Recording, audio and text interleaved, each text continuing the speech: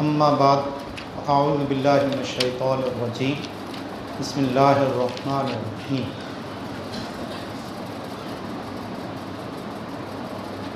وضربت القانس بقاف ونون ای الصائد والغائس بغین معجمۃ الغواص والبیع فیہما باطل للغرر بحر و نہر الکمال و ابن الکمال. قال المصنف وقد نظمہ ملا خسرو فی سلک الفاسد فتبعته فی المختصر ویجب ان یراد به الباطل لأنه مما لیس فی ملکہ کما مر. اب اگر کوئی شخص اس طرح بیع کرتا ہے کہ میں جال لگاتا ہوں اور اس جال میں جو پھنسے گا وہ میں نے تمہیں اتنے کا بیچا، اب وہ جال چاہے خشکی میں لگائے یا پانی میں ڈالے، دونوں مراد لیے جا سکتے، جس کو شکاری بولتے ہیں کہ میں شکار کے لیے جال لگاتا ہوں، اس جال میں جو بھی جانور یا جو بھی مچھلی یا جو کچھ بھی آئے گا وہ میں نے تمہیں اتنے کا بیچ دیا.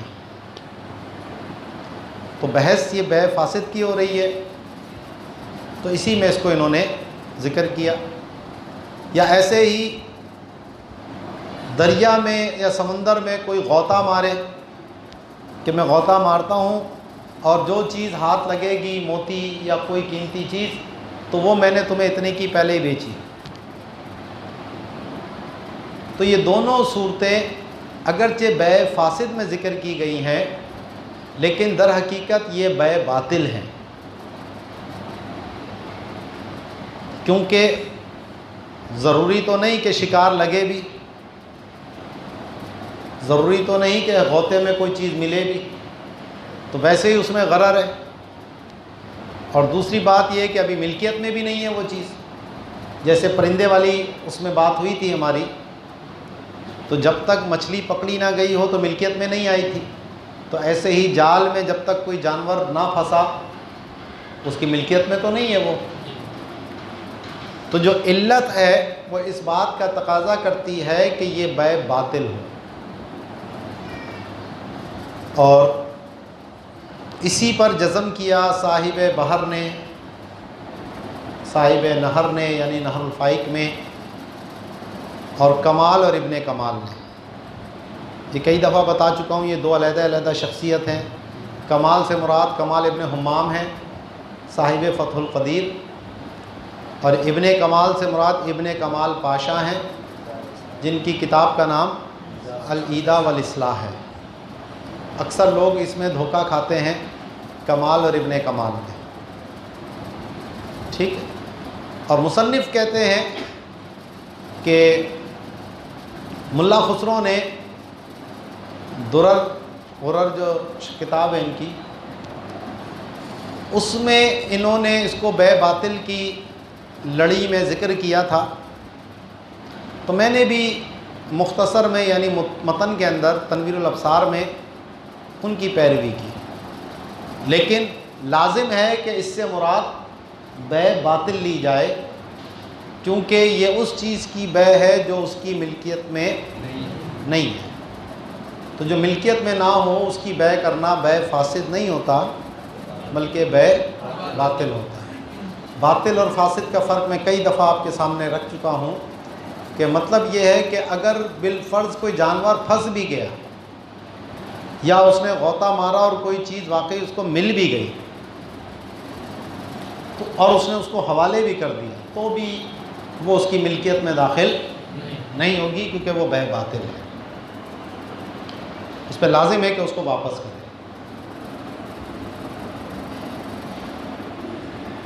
والمزابنۃ، بیع مزابنہ بھی فاسد ہے. بیع مزابنہ کیا ہے تو اس کی تفسیر خود کرتے ہیں علامہ حسکفی کہ ہیا بیع الرطب علی النخل بتمر مقطوع مثل کیلہ تقدیرا، شروع مجمع، ومثلہ العنب بالزبیب عنایہ للنہی ولشبہۃ الربا۔ قال المصنف لو لم یکن رطبا جاز لاختلاف الجنس۔ مزابنہ کیا ہے کہ درخت پر پکی ہوئی کھجوریں ہیں، ان کو اندازے کے ساتھ بیچنا خشک کھجوروں کے ساتھ، چھواروں کے ساتھ۔ تو یہاں کیونکہ دونوں طرف جنس ایک ہے، رطب اور تمر، ایک تو پیلی کھجور ہوتی ہے جس کو ہم کھجی بولتے ہیں، اس کو عربی میں بسر بولتے ہیں، وہ کھجور نہیں ہے۔ جب یہ پکے گی تو یہ رطب کہلائے گی، اور پھر لگے لگے یہ خشک ہونا شروع ہو جاتی ہے تو یہ تمر کہلاتی ہے۔ اس کو چھوارا ہماری اصطلاح میں بولتے ہیں۔ ایک چھوارا تو وہ ہے جو ہمارے پاکستان میں بکتا ہے، یہ قدرتی نہیں ہوتا، اس کو تو کیا ہے، یہ جو پیلے کھجی ہوتی ہے اس کو شیرے میں ابالتے ہیں، پکاتے ہیں اس کو، اور اس کے بعد پھر اس کو دھوپ میں رکھ کے خشک کیا جاتا ہے، تو اس کے اندر وہ ایک ہلکی مٹھاس ہوتی ہے، کیونکہ قدرتی، اور یہ قدرتی مٹھاس نہیں ہوتی، وہ شیرے کے پانی کی مٹھاس آتی ہے، لیکن یہ ذرا زیادہ عرصے تک چل جاتا ہے، اس کی اپنی تاثیریں ہیں۔ اصل جو عربی میں جس کو تمر بولتے ہیں، یہ وہ ہے جو عرب شریف سے جو عام طور پہ کھجوریں ہمارے یہاں آتی ہیں، اجوا کھجور دیکھیے نا جس طرح خشک خشک، یہ ہے تمر۔ اور جو ابھی آج کل بک رہی تھی گیلی گیلی کھجور ہے، بالکل یہ پیلی کھجور جب پک جاتی ہے تو دیکھو بالکل گیلا پن ہوتا ہے اس کے اندر، یہ ہے رطب۔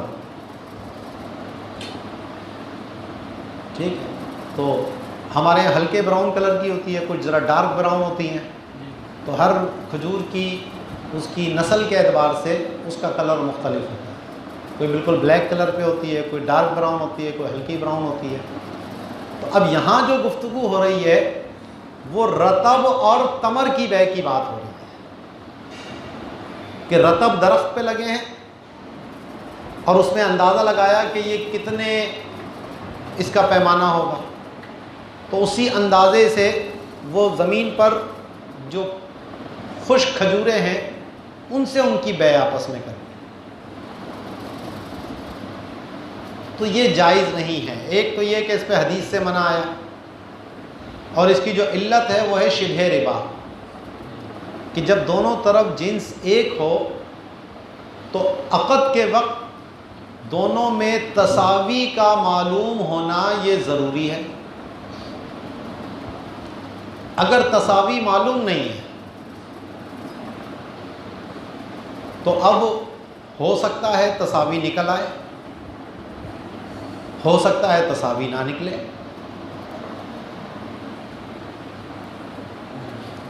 دونوں صورتیں ہو سکتی ہیں نا، تساوی بھی نکل سکتی ہے اور تساوی نہیں بھی نکل سکتی، نہیں تفاضل آ جائے، تو یہاں اسی لیے شبہ ربا پیدا ہو گیا۔ حقیقتاً ربا تو اس وقت ہوتا کہ جب تفاضل معلوم ہوتا، ابھی نہ تفاضل معلوم نہ تساوی معلوم، تو یہ ربا کا شبہ تو موجود ہے یہاں، کہ اگر تفاضل ہو گیا تو تساوی نہیں رہے گی، اور اس بیع کے صحت کے لیے ضروری تھا کہ تساوی ہو، تو اس وجہ سے یہ بیع فاسد ہے۔ اور یہی حکم ہر اس پھل کا ہے کہ جو درخت پہ لگا ہو اور خشک حالت میں اگر اس کی بیع کی جائے، جیسے انگور اور کشمش. تو کشمش بھی وہی انگور جب سوکھ جاتا ہے تو کشمش بن جاتا ہے. ابھی آپ کوئی زیادہ پکا ہوا گچھا خریدیں انگور کا تو اس میں کچھ دانے بالکل کشمش بنے ہوئے ہوتے ہیں، خشک ہو جاتے ہیں. تو اس میں بھی یہی معاملہ ہوگا. ہاں اگر جنس مختلف ہو جائے تو پھر آپس میں بیع ہو سکتی، کیونکہ پھر تساوی ضروری نہیں رہتی. تو اب یہ جو کھجی ہے، آپ کی اصطلاح میں ڈوکی، کیا کہتے ہو اس پیلی کو؟ ڈوکا. ہاں میں نے مونس کر دیا، ڈوکی کر دیا. ڈوکا، یا آپ کے بلوچی میں کیا کہتے ہیں؟ سرائکی میں تو ڈوکی ہو گیا نا، ڈوکا. اور یہ قتل کس کو بولتے ہیں بلوچی میں؟ تمر کو بولتے ہیں. تو اس کو کیا بولتے ہیں پیلی والی کو؟ ڈوکا ہی بولتے ہیں. پشتوں میں کیا بولتے ہیں بھائی؟ پشتوں میں کھجوریں نہیں ہوتی بھائی، یہ پیلا پیلا کچی جو ہوتی ہے، بغیر کچی کے ڈائریکٹ پکی بھی ہوتی ہیں وہاں بھائی، درخت پہ لگی ہوئی ہوتی ہیں. تو اس کو کیا بولو گے؟ کیا لگا ہوا ہے؟ ان کو اپنی زبان ہی نہیں آتی. ہاں جی، ڈوکا. اچھا، ڈوکا یعنی اکثر زبان میں بلوچی میں بھی ڈوکا، سندھی میں بھی ڈوکا، اور سرائکی بھی ڈوکا، اور پشتو بھی ڈوکا. ہم اردو میں کھجی، کھجور ہے نا، کھجور سے کھجی بولتے ہیں. کچا کھجور ہے، صفت لگتا ہے، الگ سے اس کا نام نہیں ہے. تو یہ جو بنگالی بابا، بنگالی میں کیا بولتا ہے؟ ہازو. تو یہ جو کچی کھجور ہے، کھجی ہے یا ڈوکا ہے، یہ علیحدہ جنس ہے. اب آپ کہیں ایک ہی درخت ہے، یہی پکے گی تو کھجور ہو جائے گی، یہی زیادہ پکے گی تمر ہو جائے گی. تو جنس کا اختلاف مقصود کے بدلنے سے بھی بدل جاتا ہے. تو جو کھجور کا یعنی رطب اور تمر کا مقصود ہے، وہ اس بسر کا مقصود نہیں ہوتا. وہ اس طرح نہیں کھائی جاتی جس طرح یہ تمر اور رطب کھائی جاتی ہے، اس کے اور دیگر استعمالات ہیں. تو وہ جنس مختلف ہے. اسی لیے ماتن نے فرمایا کہ اگر وہ رطب نہ ہو، یعنی درخت پہ جو لگی ہے ابھی وہ بسر ہے، پیلی ہیں، کچی کھجوریں ہیں، تو ان کی بیع تمر کے ساتھ ہو سکتی ہے. یہیں سے مسئلہ سمجھ آئے گا. کیری اور آم، کیری سمجھتے ہو نا، امبی ہے، سرائکی میں املی، املی نا، ہاں اتنی تو سرائکی آ گئی مجھے. تو یہ املی یا امبی پنجابی میں، اردو میں ہم کیری بولتے ہیں. تو یہ علیحدہ جنس ہے، آم علیحدہ جنس ہے. جو آم کا مقصود ہے وہ مختلف ہے، کیری کا مقصود مختلف ہے. اس سے چٹنی بنے گی، مربے بنیں گے، اچار بنیں گے. آم دوسرے طور پہ کھائے جاتے ہیں. تو بھلے ایک ہی درخت کے ہوں، جنس مختلف ہے. ٹھیک ہے. تو یہ مزابنہ اس وقت قرار پائے گی جب رطب کی بیع تمر کے ساتھ ہو. بعض لوگوں نے اس کو ثمر کہا، تو ثمر کہنا درست نہیں ہے، کیونکہ ثمر میں تو بسر بھی آ جائے گا پھر، کیونکہ بہرحال ثمر تو وہ بھی ہے. ٹھیک ہے. تو یہ لفظ تمر ہے، اور تمر میں نے آپ کو بتا دیا وہ خشک کھجور کو کہتے ہیں. چھوارا جس کا ہم ترجمہ کرتے ہیں عام طور پر، لیکن ہمارے عرف میں چھوارا مختلف ہوتا ہے۔ تو فرماتے ہیں مزابنہ کی بے بھی فاسد ہے، کیونکہ جو شبہ ربا جس میں پایا جائے وہ بے فاسد کی اقسام میں سے ہوتا ہے، اور خود ربا جس میں ہو وہ بھی بے فاسد ہی ہے۔ حقیقتاً ربا جس میں ہو وہ بھی بے فاسد، اور جس میں شبہ ربا پایا جائے وہ بھی بے فاسد ہوتی ہے۔ تو مزابنہ کی تفسیر کی کہ یہ رطب کی بے کرنا کھجور کے درخت پر تمر کے ساتھ جو ٹوٹے ہوئے ہیں اس کے کیل کی مثل اندازے کے ساتھ، تو اندازہ درست بھی ہو سکتا ہے اور اندازہ غلط بھی ہو سکتا ہے، شروع مجمع نے کہا۔ اور اسی کے مثل انگور کی بے کرنا کشمش کے ساتھ، یہ عنایہ نے بات کہی، ہدایہ کی جو شرح ہے۔ اب اس کی فساد کی وجہ بتاتے ہیں، للنہی حدیث پاک میں اس سے منع کیا گیا، ولشبہۃ الربا، اور عقلی دلیل اس کی کہ اس میں شبہ ربا پایا جاتا ہے۔ اور مصنف نے فرمایا، یعنی منہ الغفار جو اس کی شرح انہوں نے لکھی ہے متن کی، اس میں وہ فرماتے ہیں کہ اگر رطب نہ ہو یعنی بسر ہو تو پھر اس کی بے جائز ہے، کیونکہ جنس مختلف ہو گئی۔ جی آپ کیا کہہ رہے ہیں؟ دیکھو، کسی بھی چیز کی اصل ایک ہونے کے باوجود بھی جنس مختلف ہو سکتی ہے، جیسا کہ جانور کا گوشت، دمبے کا گوشت اور اس کی چکی چربی ہے، وہ گوشت نہیں ہے۔ اسی طرح کلیجی